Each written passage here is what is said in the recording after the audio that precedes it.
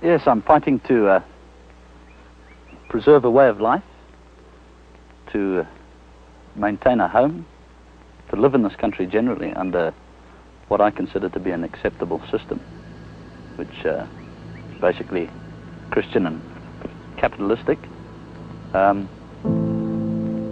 If the rest of Africa is an example of the alternatives to this particular system, and if that is what communism represents in general, then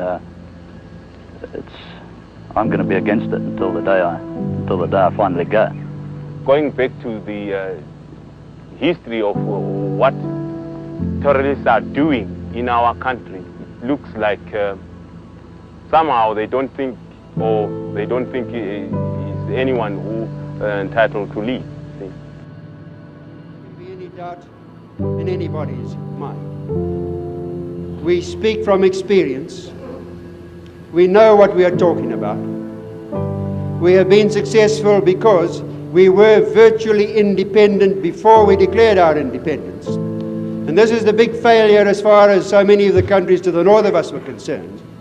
They got something by name handed to them on a plate, but in reality, in fact, they didn't have it. They never had it. And when you've got to go cap in hand the next day asking for help from other people, then this is not independence. It is certainly not the sort of independence that I would wish to have.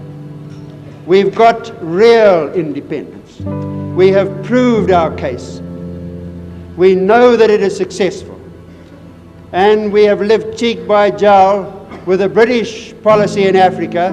We have seen it fail and crumple. We have seen how unsuccessful it has been. So there is no alternative.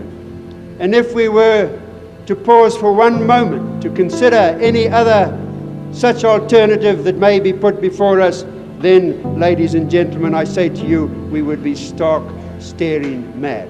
No, sir.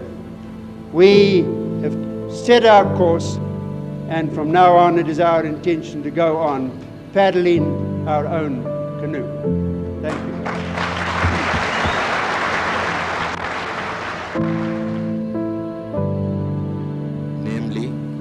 End of the illegal, repressive and racial regime of Ian Smith. The resolution before us is adopted with 93 in favor, 2 against, and 12 abstentions. Patriotic Front here in Rhodesia, the same tribal group, the Mashana, who are in the Robert Mugabe ZANU faction, are going into their own villages where they had lived as children quite often and gone to their own people and committed these terrible atrocities. Let's just accept that we are all part of Africa, all part of the world. Let's all work together. And the more we can get people to accept that philosophy, I think the greater the hope for the whole world.